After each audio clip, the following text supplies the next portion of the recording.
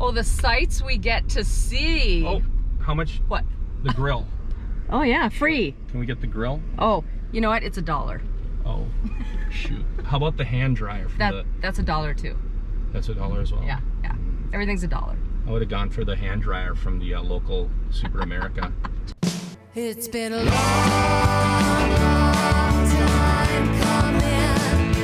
It's been a long, long, long time. It's been a long, long time coming. It's been a long, long, long time.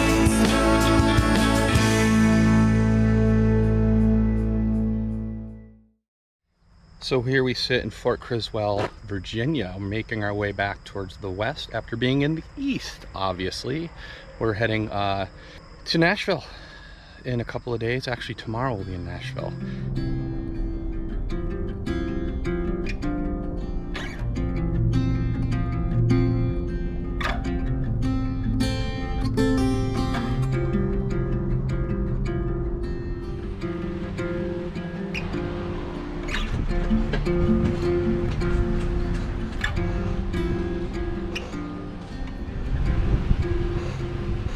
This is 1, that's 2. So if this is the right loop. Yeah, I would think, right? We just rolled into Anderson Campground, which is an Army Corp of Engineers in Nashville, because we're going to take some time and go see some live music during the day.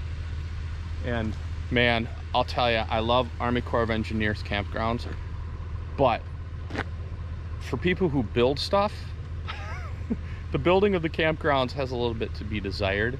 If you look over here, tell me that's not tough on the bed rails. Things dropping off, and then I had a tree over here, but I also had a tree over here. So I had to dog leg it in because our sight goes out slightly angled, but then you've got to turn and do a hard cut in. So boy, you got to have a good spotter, and you have to have people talking to each other because you could really mess up. We were within an inch of that tree as the front of our rig swung around, or of our camper swung around. So yeah, it takes some white knuckling and patience to get into these places, but once you're in, it's beautiful. So this is what I was talking about. When you're sitting in the truck, there's not a lot of room on the bed rail here, but if you go on the other side, there's tons of room because the rig is level right now, but the truck in front of it is sitting on an uphill slant, so you can't gauge it by what you see from the driver's seat. You have to go on what the leveler says on the vehicle. So there you go.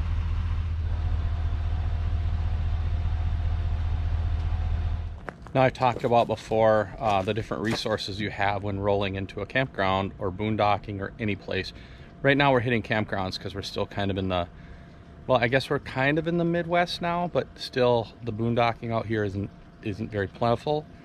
So right now we're in an RV park, and I have to turn the water off. Hold on. Our water's siphoning out because it's full. I'm going to turn this off. As the water fills, if you overfill it, the air has to go somewhere. So what happens is the water fills and it starts to siphon out the overflow valves. And if you didn't have that, you'd explode your tanks. So here we sit in our new camping spot. It's a long day. It's about 2.5 to 3 hours, about 3 hours of driving. Semis, and semis. When you're on the interstate, it is a lot of trucks, but here's the payoff. We're sitting around our campsite. We have some tenderloin on the Barbie, hanging out, just chilling, looking at the lake, talking about future plans, talking about where we want to go next. Yeah, and the fact that this is a true camping experience.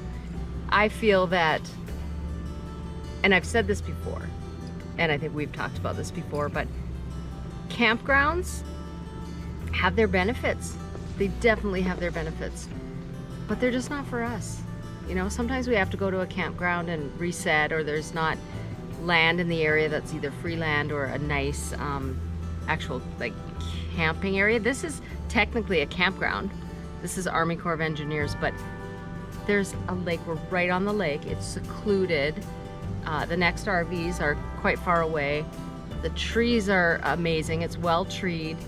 I mean, this is the camping that we wanted, right? Don't you think?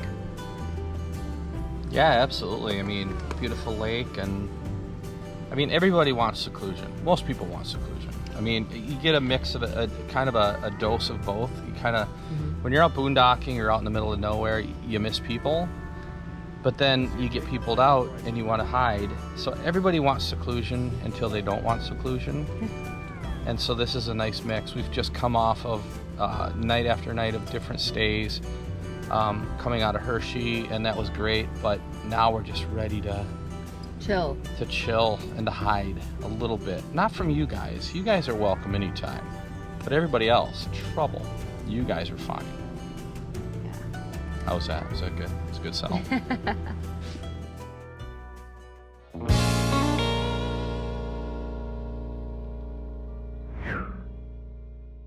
Hey everybody, welcome to another RV Life Tip of the Week. Today we're going to be talking about, well actually today I'm going to be talking about a cab card that we leave in our pickup truck right in front of us in big bold letters.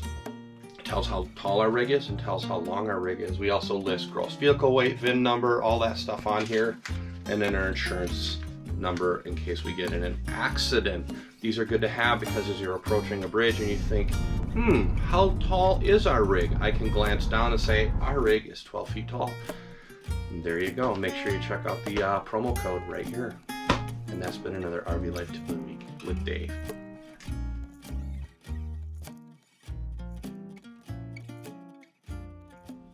Quick update on what's going on right now, and this is going to be fast because we have to be out of this Army Corp of Engineer park 9 minutes ago. So we were just minding our own business, sitting around, and they came up to us, the people working here, and said, you have to be out in 30 minutes because we're closing. And we didn't realize that our reservation was finished today. Checkout was noon, but they told us we're going to close the gates on you and everything. So there was kind of a heated exchange, not going to lie, between Dave and the person working. I was in the camper at the time, but we were pretty close. It took us 30 minutes, 29 minutes to pack everything up, hook up, but then we had to come to the dump station. We were worried it would be closed. Anyhow, it's been a really nice place here, but now we have to figure out where we're gonna live tonight. So we're just gonna get out on the road, find a gas station because we were gonna fill this morning when we were not hooked up. And I'm gonna start looking for places to stay. So not happy that this happened. It was our fault. However, I do have to say, when we got here, nobody was working. For the whole day, we couldn't see anybody. When we checked in, nobody was here, so they didn't give us, a map. We didn't know where anything was. And they didn't verify our days or anything. It looked on our calendar like we had one more night tonight, which we didn't. So technically, yes, it is our fault. But it was really disconcerting the way that they came over and, told us that they were going to get a ranger to come over and everything, and it was just not good. So I don't know what's going on. I know there's a government shutdown looming, so maybe they're just in a bad mood. And now we are too. But we can do this.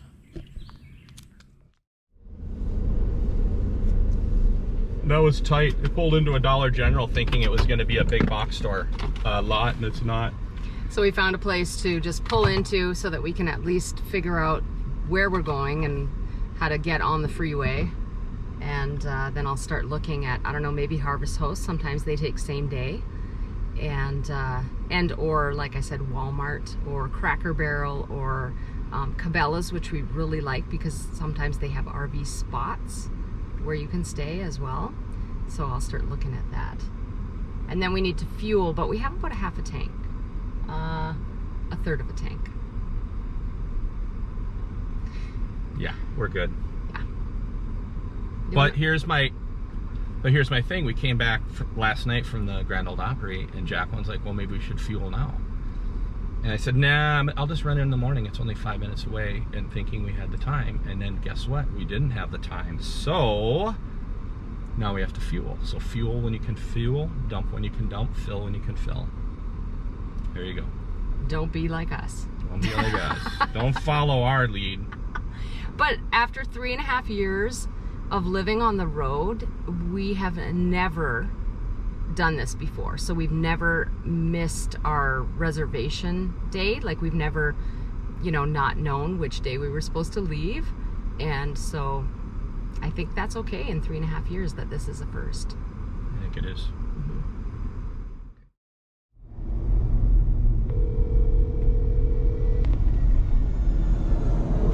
Thank you for calling Chiswell Winery. We were unable to take your call, but please do leave us a brief, detailed message.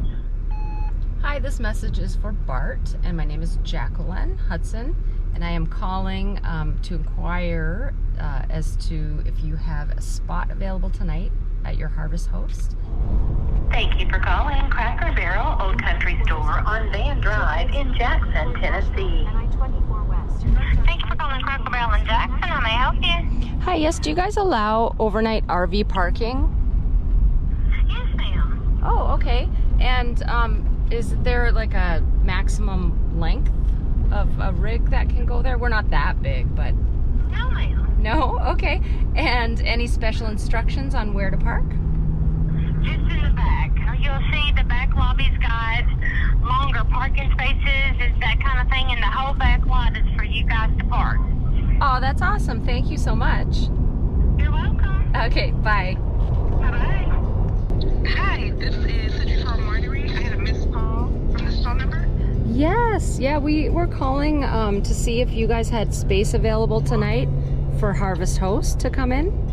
Could you arrive by 5 o'clock p.m. Central Standard Time? Because we have live music tonight, and we, with our parking situation, we asked that our Harvest members if they could arrive by 5 o'clock. Oh, absolutely.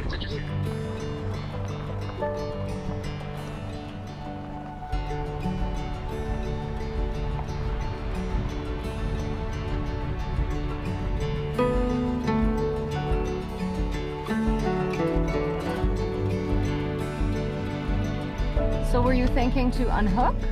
Yeah, it's pretty hot. And we'll look at their bylaws and see if there's anything about generators, but it's pretty warm. I think we are going to cook. And we're far enough away from their tasting room, I think, to be able to run a generator. Okay. If we put it on this side of the truck, it'll be quieter, or on this side of the camper. All right, I just checked and it does not say anything about generators, so we are going to unhook now, turn on the generator, get some air going in, get the dishes done, and some things that we couldn't do because we were in such a hurry, such a rush to get out of the Army Corps of Engineers campground. And then they have live music here at 7 p.m. So we'll do what we have to do, stay nice and cool, and then we'll go listen to some music. Sound good? Sounds great. Okay. Now we can't stop. Welcome to another Healthy Living Tip with Jacqueline. So we just had Thanksgiving, and I thought it would be a good idea to give you some tips about gatherings and celebrations, since we have a lot of holidays around this time. One of the things that I always do is I bring my own dish to pass, so that I know that there's going to be something that's somewhat healthy there, and then I can choose the other things that people have made and what I want to have, but I won't go hungry. So what I did was, of course, I brought salad. I just had these bowls, and I brought a couple of these to our little celebration we had here. The second thing that you can do is bring a covered cup with your beverage in it.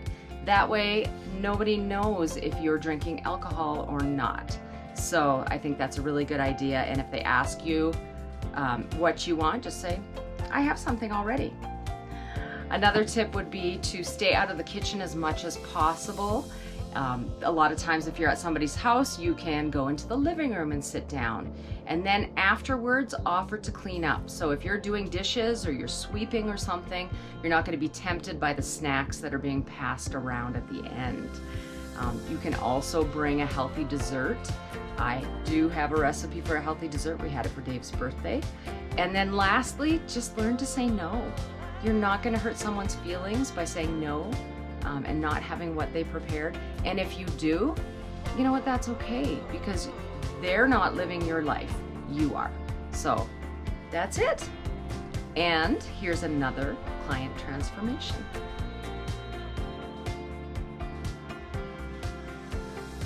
That's been a healthy living tip with Jacqueline.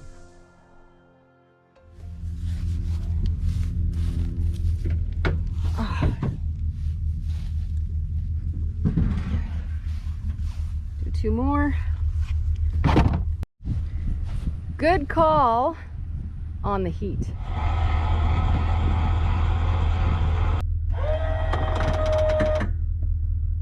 Okay. No. Look at that. Keep going.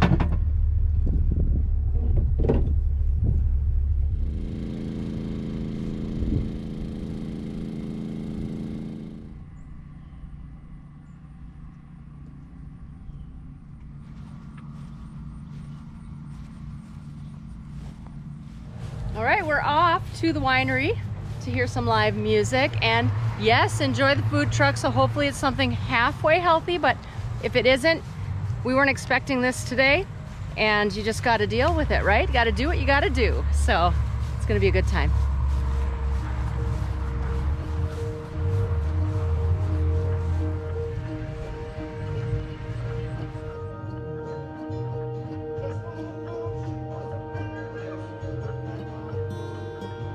All right, we're taking off today from Century Farms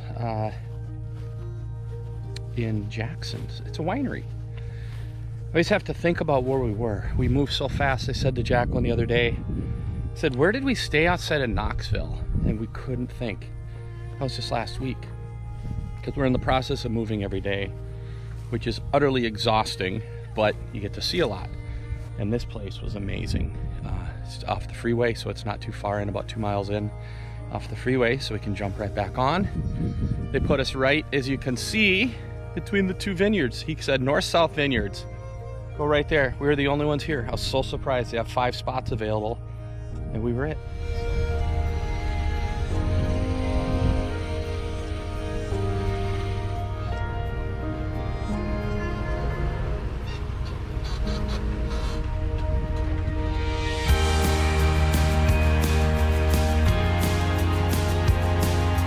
Look at that girl go.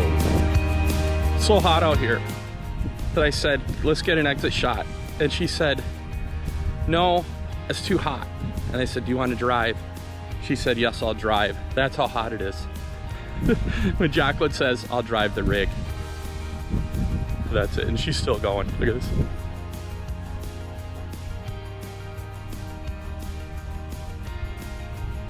If somebody can come pick me up, that would be great, because apparently I'm walking 1.5 miles before she stops.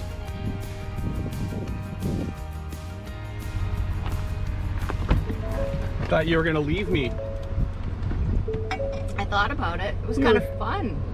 Like, I put on two miles of walking. It was kind of fun. I was enjoying it. Well, you know, for a change, you had to be out in the hot sun following me, so I was taking full advantage of that.